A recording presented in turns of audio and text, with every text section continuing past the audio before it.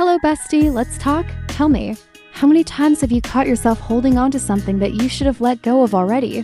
It could be a relationship that no longer makes sense, a friendship that isn't the same anymore, a feeling that only hurts, or even that habit of trying to control everything around you. We cling to things because deep down we believe they give us security. But the truth? Holding on to things that aren't meant for you only traps you in a cycle of anxiety, frustration, and even sadness. And you know what's worse? A lot of times, we don't even realize we're hurting ourselves. And look, I know that letting go isn't easy. We grew up hearing that we have to fight for everything, that we can't give up, that we have to make it work. But no one teaches us that sometimes the most beautiful thing you can do for yourself is to let go. Let things flow. Stop forcing connections, trying to understand every little thing that happens, and simply accept that some things come into our lives to teach us and then leave. The problem is that we want to hold on to everything, even when it's weighing us down more than it should. And you know what happens when you learn to let go? You feel lighter, freer, more at peace. You start realizing that not everything needs a perfect ending, that some stories do come to an end, and that's okay. That self-love is worth more than any exhausting insistence. And when you let go of what isn't meant for you, you make space for better things to come. Letting go isn't about not caring, but about not holding on to what has already fulfilled its purpose in your life. So stick with me, because today we're going to talk about how to stop clinging to what harms you. I'll show you why you feel this way, how to stop seeking validation from others, and most importantly, how to let go in a light and natural way. And by the end, you'll realize that the greatest gift you can give yourself is the freedom to move forward without carrying unnecessary weights. So if you're ready for a mental, physical, and spiritual glow up, go ahead and subscribe to the channel so you don't miss a thing. When we hear the word letting go, a lot of people picture that cold person who doesn't care about anything, who just moves on without looking back. But girl, let me tell you, letting go has nothing to do with being indifferent or insensitive. On the contrary, letting go is about self-love, about understanding that not everything is under our control and that holding on to something too tightly might be exactly what's stopping you from being happy. It's about learning to live without creating so many expectations, without carrying a weight that isn't yours, and most importantly, without fearing losing something that, deep down, was never really yours. You know that feeling of always fighting against the current? Of trying to control what someone else feels for you, expecting things to happen the way you imagined, and suffering when life shows you a different path? Well, that's not love, that's attachment. And attachment makes us depend on the outside world for happiness, as if our peace is always in someone else's hands or in some situation. Letting go, on the other hand, gives you the freedom to live in the present without needing guarantees, without fear of the future, and without dwelling on the past. But look, letting go doesn't mean you stop caring or stop having feelings, okay? You can still love, get involved, and create bonds. The difference is that you learn to do this in a healthy way, without suffocating and without losing yourself. Because when you cling too much, you end up losing yourself in the process. Letting go teaches you that you can live intensely, but without emotional dependence, that you can feel but not be imprisoned. It's about exchanging the desperation of wanting to hold on to everything for the pleasure of seeing things happen naturally. Then comes the question that everyone asks: why is it so hard to let go? Why are you so attached? Okay, babe, there are a few reasons that explain this. One of them is the fear of loss. Girl, we have this crazy fear of losing, right? It seems like if we let go of something, whether it's a person, a job, a friendship, or even an idea, a huge void will be left that will never be filled. And that creates desperation because deep down we want security. We want to know that that person will be there tomorrow, that the relationship will end, that everything will stay just the way it is. But life doesn't work like that. Everything is constantly changing, and the more we try to hold on to something tightly, the more we suffer when it slips through our fingers. The fear of loss makes us hold on to things that no longer make sense, just because the idea of not having them seems scarier than continuing to carry something that weighs us down. But think with me, you've lost something in life and survived, right?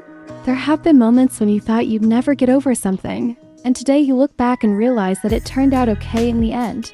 What is truly yours will never leave. What leaves your life isn't punishing you, it's making room for something better. The fear of loss makes us forget that many times losing is actually gaining. Gaining more freedom, more lightness, more opportunities to find something that truly makes us happy. So instead of being afraid, try trusting.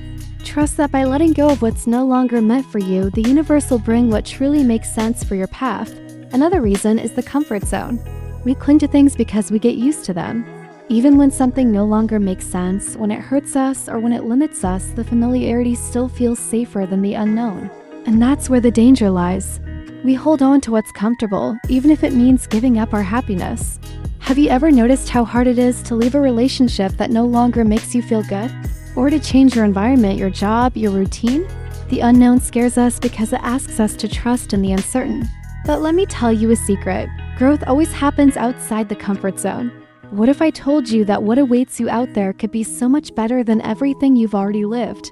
If you never let go of what's holding you back, you'll never know what could have been. The fear of leaving the comfort zone is natural, but it can't be greater than your desire to be happy. So ask yourself, am I holding on to this because I really want to, or just because I've gotten used to it? If it's just out of habit, maybe it's time to open your hands and let life surprise you. Third reason is unrealistic expectations. You know that habit of creating perfect stories in your head? We imagine that the person will change, that the relationship will transform, that everything will fit exactly the way we dreamed. And when reality doesn't match up, frustration hits. But the problem isn't with life, it's with the expectations we put on it.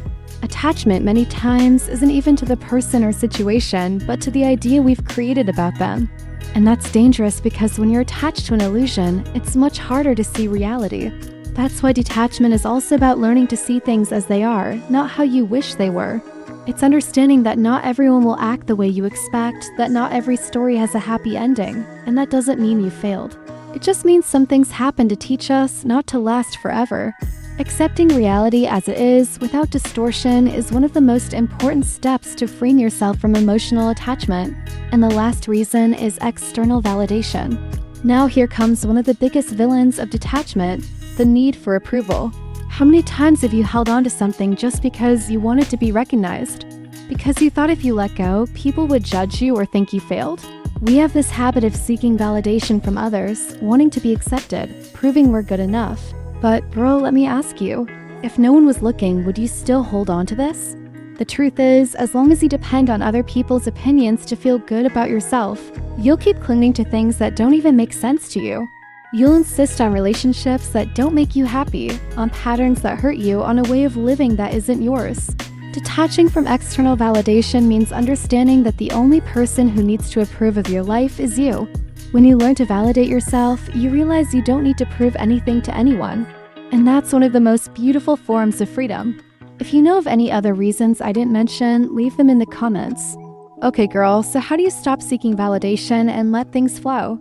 If I could give you one piece of golden advice, it would be this: learn to be enough for yourself. I know it sounds cliche, but let me explain better. Be your best company, honey. Have you noticed how we spend our lives trying to find someone to complete us? We look for validation in friends, partners, family, social media, as if our happiness is always in someone else's hands. But the truth is, the only company guaranteed from the beginning to the end of your life is yourself. So why not make that relationship the most special of all? When you learn to be your best friend, you realize you don't need to chase external approval because you already feel enough on your own. You start to enjoy your moments of solitude, discover that you can have fun without needing anyone, and most importantly, stop accepting less than you deserve just because you're afraid of being alone. This doesn't mean you have to shut yourself off from the world or avoid connections. It just means you need to be self-sufficient. When you feel comfortable with yourself, the desperation for attention fades, and the relationships that come into your life become much lighter. You don't need to beg for love, recognition, or company because you already have all of that within you. And the best part? When you truly love yourself, people around you start seeing you differently because those who feel enough radiate confidence and naturally attract all the good things. Girl, take care of your self-esteem. Let's be real. The root of the need for validation is almost always low self-esteem. If you don't believe in your own worth, you'll always depend on others to feel important. You'll seek compliments to feel beautiful, approval to feel smart, attention to feel loved. But, girl, your self-esteem shouldn't be in anyone else's hands. If you base your value on other people's opinions, any criticism or rejection could destroy you, and that's a prison. Building solid self-esteem means knowing who you are and what you deserve, no matter what others say. So how do you improve this? Start by treating yourself with the same affection you treat the ones you love. Look at yourself in the mirror and recognize your qualities. Take care of your body, your mind, your energy. And most importantly, stop comparing yourself to others. You don't need to be perfect, follow standards, or please anyone. Your only obligation is to be the best version of yourself for yourself. When you truly love yourself, you no longer need to chase external validation because you already have everything you need inside of you to feel amazing. Girl, trust the timing of things. The rush. How we suffer trying to speed everything up, right? We want things to happen our way, on our time, and when something doesn't go as planned, anxiety, frustration, and the fear of falling behind hit. But girl, life has its own rhythm, and one of the greatest proofs of emotional maturity is learning to respect that. When you desperately try to force connections, results, or situations, you create resistance, and anything that's forced loses its naturalness and gets worn out. So how about you loosen the grip on control and just trust? Trust that what's meant to be yours will come, that things happen at the right time, and that the universe is working in your favor, even when you don't see it. Instead of clinging to what didn't work, see it as a sign that something better is coming. Stopping the search for validation is also about this, accepting that we don't need to prove anything to anyone. And when we allow ourselves to flow, life takes care of putting everything in its place. Another really important thing is accepting the end of cycles. This is one of the hardest challenges, right? Accepting that some things come to an end, that some people will leave, that certain moments will never come back.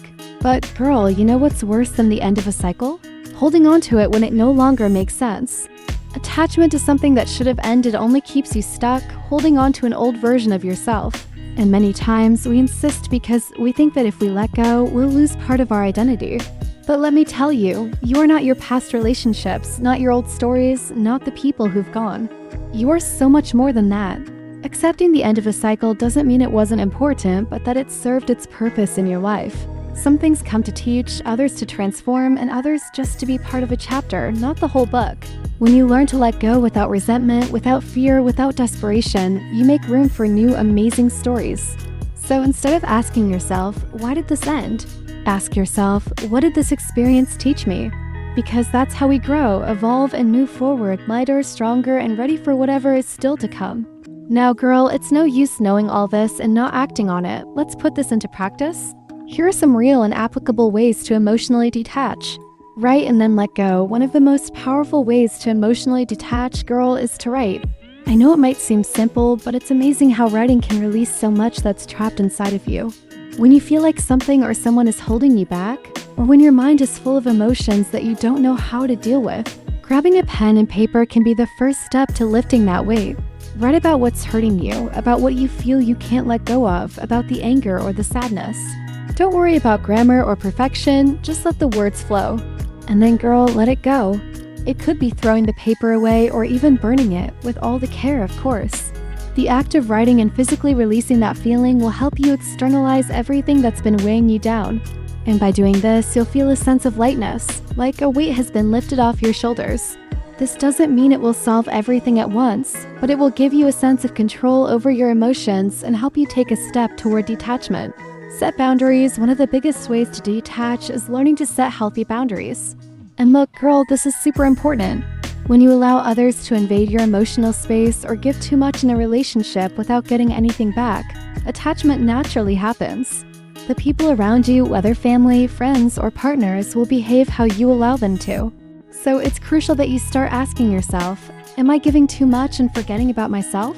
Setting boundaries is a way to respect your feelings and ensure that you're in balanced relationships that nurture you, not drain you. Boundaries don't mean you won't care about others, but that you will prioritize your well-being. Start with small things, like saying no when you don't feel like doing something or asking for time to yourself when you feel your energy draining. When you set clear boundaries, you create a healthy distance between yourself and situations or people who are emotionally trapping you. This will help you slowly release what no longer serves you and give you more clarity on what truly deserves your attention and love. Girl, do a digital detox. Have you noticed how social media has the power to keep us even more attached? What starts as a simple glance at your phone turns into an obsession with seeing what others are doing, comparing your life to theirs, seeking validation in likes and comments. And look, girl, this just keeps you from living your present fully. That's why a great way to practice emotional detachment is by doing a digital detox. Take some time to disconnect. It could be a day, a week, or even a month, depending on how you feel. The important thing is that by stopping the search for others' likes and comparisons, you begin to come back to yourself. During this offline time, you'll be able to focus more on what really matters, your mental health. personal growth, passions, and real relationships. The digital detox also helps reduce the anxiety that comes with online validation and allows you to realize how happy you can be without needing others' approval. Detaching from social media for a while will give you a sense of freedom that will feel really good. Take care of your mind. Our mind, girl, is like a garden. If you don't take care of it, the weeds of emotional attachment start growing and suffocating the flowers. That's why taking care of your mind is essential for detachment. This isn't something that happens overnight, but it's a daily practice. Meditation, deep breathing, yoga, therapy, or even a walk in the park, anything that helps you clear your thoughts and take the focus off worries. A calm mind helps push attachment away because it gives us the clarity needed to realize what really matters. When you cultivate peace inside you, you begin to see that the situations or people that emotionally trap you aren't as important as your mental health and inner peace. So make a habit of taking care of your mind with love. Practice mental self-care every day and notice how it makes all the difference in your well-being and your ability to let things flow naturally. And finally, babe, let it flow. The last but definitely not least tip for emotionally detaching is learning to let things flow. Life, girl, isn't about total control. It's about moments that come and go, people who enter and exit, situations that show up and disappear. Instead of fighting against that, why not allow yourself to flow with the current? When you surrender to the flow of life without trying to control everything, the feeling of detachment becomes much more natural. This means stopping the insistence on controlling what can't be controlled, like the behavior of others or the events that are beyond your reach. Sometimes the best you can do is simply trust that things will work out in that. In the end, everything always falls into place.